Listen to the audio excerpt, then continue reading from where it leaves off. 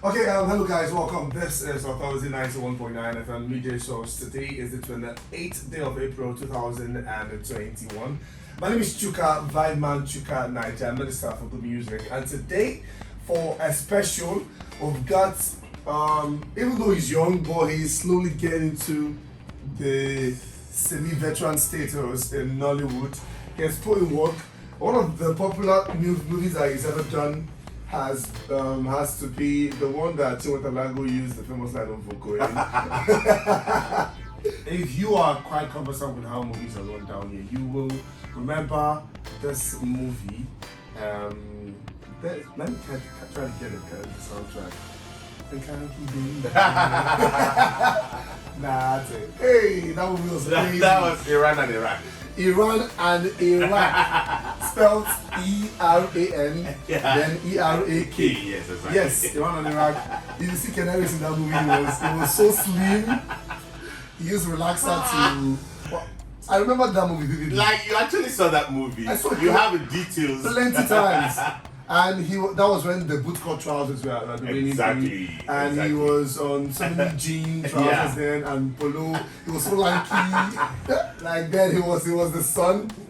And he played a gigolo in that part in that movie till he had to change. And he has gone on to be consistent, merging with the new school Nollywood, and he's here.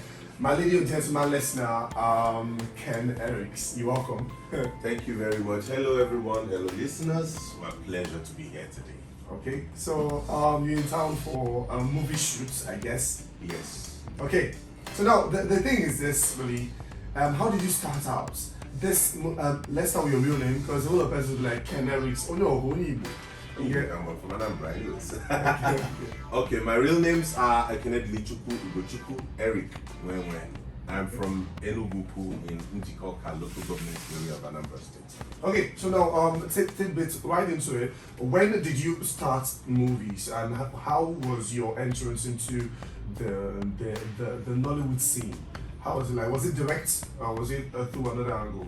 It was both deliberate, conscious, and through another angle. Direct in the sense that the first time I went for an audition, I was still in school. I was in uni. I think it was in my first year or so.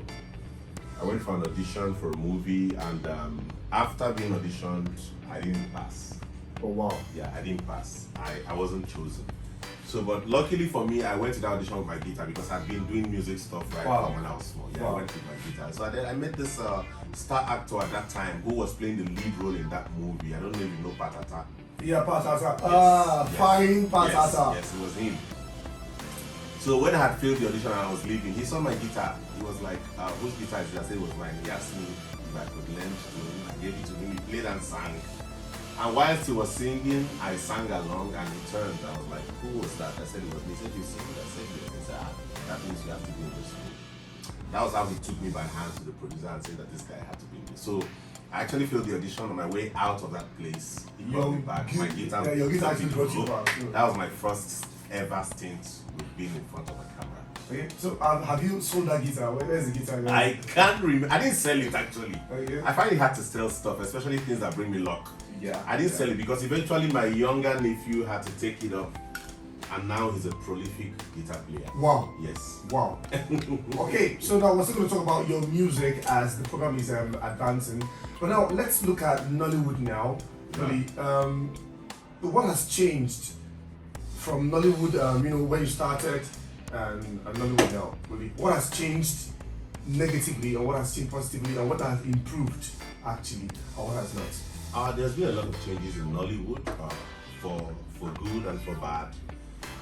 But basically for good, because at the time we started, even though we had great actors and great stories, there were little or not so much better equipments with which we could interpret our scripts to achieve the kind of picture we want. But now we have improved so much in technicalities. We have better cameras, we have better equipment to tell our stories. Our pictures are now crystal clear. We have good sound. We can go on the big screen. We can screen on cinemas even outside of this country, and people really appreciate. So that is a plus for us. But on the downside, I think we still haven't really been able to how do I put it? Haven't been able to replicate the kind of stories we had then, even though they were not something we consciously made an effort to make classic, but then they were real. We could relate to those stories. They were African stories. There were stories every household could relate to. There were things about our everyday lives.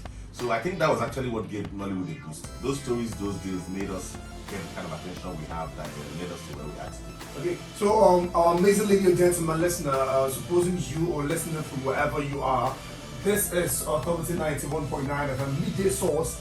My name is Chuka, and I'm here with the ever smiling. He has a signature laugh, Ken Erics. Whenever he laughs, you know that. No, he has this wide giggle. And we were talking about movies, and he's starting out Nollywood today, and where Nollywood is going to. You have a clear friendship with them. Let's kind of digress a bit. Okay. We have this known friendship with Nkoli. See you guys in videos doing songs together. Yeah, we've been friends over 10 years. Wow. Yes. Wow. We've been friends before we even became known. Wow. Before I did the movie that gave me fame, she was my friend. Before she did Chuka9ja, I was her friend. So we've come a very long way. With this industry had to because Nkoli, everyone knows her from I first knew her from what you call the gospel video vixens. Yes, exactly. Yeah. She did a lot of that. Yeah. Plenty of them. So it's all good. It's all good. So now we're going to take some songs. There's no way we can kind of do this program with Ken Erics here without taking Opium by Ken Erics. But wait, we're going to wait till the program advances. Let's ask you, Ken Erics, what's your taste in music like? What kind of genres do you find interesting? Every kind of genre interests me, except not like they don't interest me. This particular genres I'm about to mention, but I don't have a strong forte in them. They're not my thing. They're not things I do. Jazz and classical, but every other kind of music I've had a stint with. Jazz is amazing. Yeah, you understand? I've had a stint with every other kind of music because I ran a band, a personal band before I became an actor. Yes, I went for shows, and whilst I was in school, I was part of a lot of music bands. So I did from soul to hip hop to Afro to high life to gospel to R&B. Yeah, so I explored the waters. Okay, so now let's ask you. When it comes to Nigerian hip hop, which song is the song you are vibing to right now? That whenever they play you anyway, you're like, okay, that's the thing, like, that's the music. I haven't learned of that. I don't know. But you just give us one, because the whole Nigerian music scene is exploiting our piano right now from South Africa. So I don't know whether you're vibing to that. Yes. I don't even know which one to pinpoint because I listened to a whole lot of songs, the range they have, and there was one I was listening to last night. But I must say I'm a fan of Amale. I like Amale. I'm a huge fan of Amale. Every song he drops is dope. And then Chike, I could relate with this kind of songs too. Very, very, very well. Chike, Osibuka is a Bazu. Well, but one thing that was quite conversant and has been all these years has been your deep voice. So it's quite it didn't change, even though as you get older, down to the industry, it's kind of so many things will change about you and all, but the voice has been constant. So how has your work been trying to develop yourself, and how have you managed to stay relevant in the industry up to now?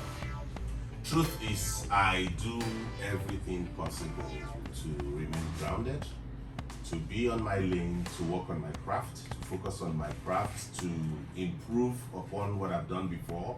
I try to not relent, to not sit back and assume, okay, we have arrived. No, it's not part of me. I'm a hardworking dude.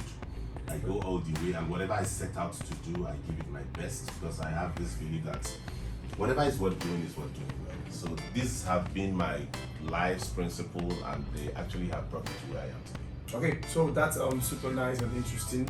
Let's kind of digress a bit. Let's talk about your colleagues in the industry. The one that has been clear has been calling one Suka.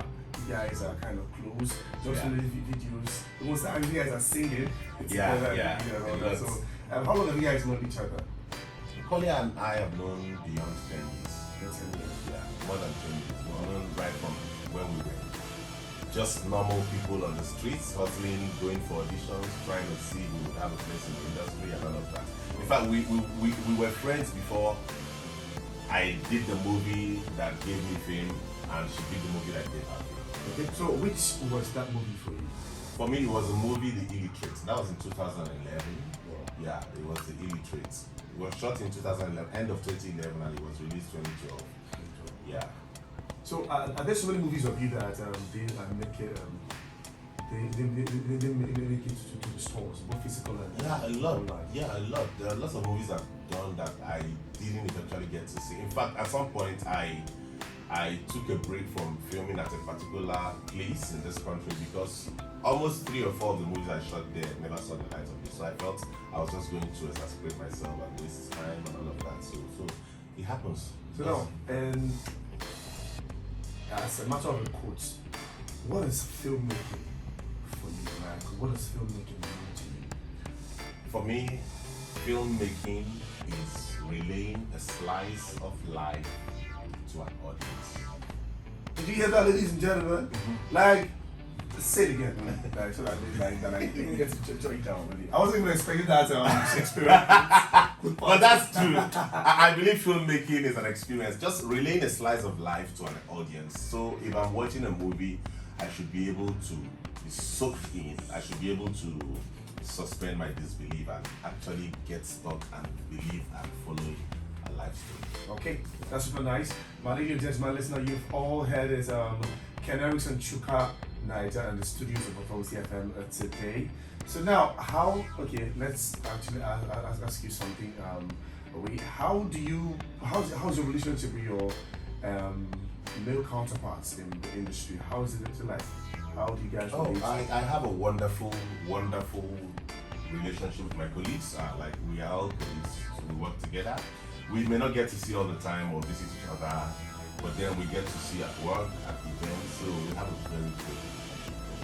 Okay, starting out, who were the actors you looked forward to? Look up to? Yeah, that's the word. Yeah. The male ones. Yeah, when I was starting out, I had models I looked up to. R&B, Sam Bede, Peter Ducci was an icon. He's always been an idol. And then Uncle Lulu Jacobs and Bob Marley. Bob Marley Yeah, and Bob Marley was going low-key for a while. Yeah, yeah. Look, I kind of realized that most of all those guys you just mentioned now, they don't actually come back to the movie scene, especially when they have been on a hiatus. They don't actually come back to the movie scene except it's for a classic. Exactly. Bob Marley, for an example, had to come back for Living in Bondage, Breaking Free. Exactly. And you mentioned something about most of the movies from back in the day, those that are classics, Yeah. and some that are not. And now, like someone like Charles Obaleke Yeah. has his own pattern of filmmaking is, making you believe all those classics and Memories, like, yeah. do you think that is the way the industry is meant to go? All those, giving people a feel of what it was when Nollywood started, creating a link between the Nollywood of old and the Nollywood of now. I think it's a good venture, actually. It's something a lot of people look for. In fact, if you realize, it was that movie made with Living in Bondage that actually contributed to the success of that remake of Living in Bondage. Because Living in Bondage was a pioneer movie in the industry, and it was a movie almost everybody saw when it was released, and it made a huge impact. It bettered Nollywood as it is today. So when he did that, a lot of people wanted to see it, and then he came up with other remakes, Neck and the Pretty Serpent, Rattlesnake, and these were classics that have people wanting to see more. These were movies people are nostalgic about, they want to see again, movies that stirred your emotions in those days. So I think it's a great move in a great direction. Okay, so we're going to go on another musical break. To come back, this one is from the medical doctor, the actual medical doctor actually, Star Trek and I don't know if you've seen his videos on social media. The Instagram media, he's a medical doctor actually. So they did this one, STD, talking about men, being more careful and all. So we're going to take the song then and come back. Who is your favorite female Nigerian musical artist? My favorite female Nigerian musical artist, I would say for now, Simi. Simi? Yeah. Ah, why is everybody Simi? Like, what's happening? I don't know. Her music touches somewhere in me. Okay. Yeah, so I'll put it that way. Her music speaks to me. So now I'll allow DJ Tozy to kind of select a particular semi song for us to play, and after Startup and Daddy Muna STD. So let's go and come back. Don't forget that's song from 91.9 FM. Don't touch. Don't do the way you like every day for us. I'm here chilling with Ken Eric. Say hola, hola, Hola! hola. Like like what's your favorite Igbo slang like? Really? Because for me now it's keeping them. Yeah. So Actually, if I tell you my favorite Igbo slang right now, you would laugh because it's something I came across on social media and it tickles me. Iheko rice. it's like Daddy is good. Honestly, that guy is very Like creative. he's got the industry. Very creative. Sound like this. Very creative. So here we're talking about movies and the impact of Nollywood and starting out of Ken Erics. So now let's talk about this. It's a pressing issue in the industry right now. Okay. People feel that Nollywood there is a division in sense of filmmaking. Only there is a demarcation. Let's just use it that way. That they have Asaba Nollywood and they have the new cinema Nollywood. Okay, that's about Nollywood. Too many persons feel like they are not fit to be, to be worthy of all these awarding platforms. Only while the new cinema are the ones that you can actually, are the ones that have the perfect editing, perfect effects, and as many persons have come up to say that, ask them, what kind of movie you watch? I don't think Nigerian movies. Yeah, I didn't make see and all those things. So now I want to hear from you as someone who is in the industry right now. What really makes up the Asaba Nollywood segment, and are they as bad as they are being painted in terms of the work being put up in this, in creating all these movies? Are they really like that? What do you think? Well, I wouldn't say they are bad because I myself have done a great deal of Asaba, done a great deal of movies in Asaba. I've done cinema, I've done Lagos, I've done Enugu. I think the issue is in attention to details. Yeah, the reason most people make those complaints is because sometimes you're watching a movie and some errors that you feel shouldn't happen are noticed in the films, and these are things if you paid a little more attention you wouldn't have to battle with. You could take it out. So I think it has to do a lot with attention to details and not rushing shoots and not casting because you feel this person is a friend or a sibling or a relative, therefore come and take this role. But casting, that's the difference. That's why they seem to believe that there's a dichotomy and that the cinema people are having more attention and getting the awards, because truth be told, these award platforms are international. They span across Africa and even Europe and internet, and you don't want them to put a movie as a winner, and when other people, their counterparts from all over the globe see the movie, they cannot relate to why this movie won this award. When there is somebody else who is taking an extra effort to pay more attention to those details and make things right. So these are just issues of relativity and details. It's not like Asaba doesn't have good actors. Asaba has produced some of the best, in fact some of the best actors in this country have come out of the industry of this side. Some of the most popular, most known actors from Genevieve down the line to Chijumbo, to Chioma, to Amy, to Mercy, to Mike, to you, to myself, you will notice that everybody has gone through this route. Yeah, so it's actually a place that gives you exposure. Now it depends on what you want to do with that exposure. How do you want to position yourself? What do you want out of your career and all of that? So for me, there's not much dichotomy. The difference is just in the details. Okay, that's super nice. That's interesting.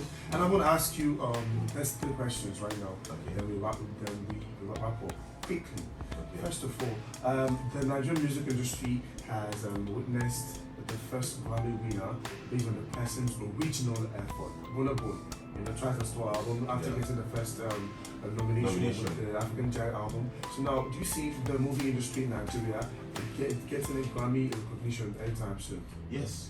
I'm seeing us getting there because we're beginning to get recognized. As a matter of fact, 2 years back, Nigeria had a slot at the Oscars. I want to ask you about that. Yeah, we had a slot at the Oscars. That was Lionheart. You know this Lionheart, which What eventually. happened? Why was it taken away? Why it was taken away was it didn't have the language requirement. For the Oscars, if you have to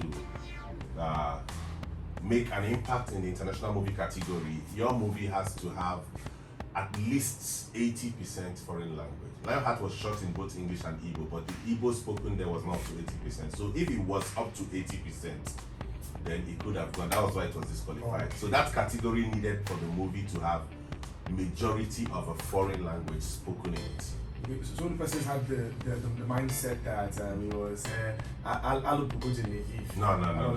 So now you guys are hearing it from the horses. No, it has nothing to do with it. This is what we're seeing here. This is still the media source on Authority FM. I'm here with Ken Eric. My name is Chuka. So ask you, what do you think an up and coming or up and budding Hollywood actor out there should do, on his way to, or he's on his way to excelling.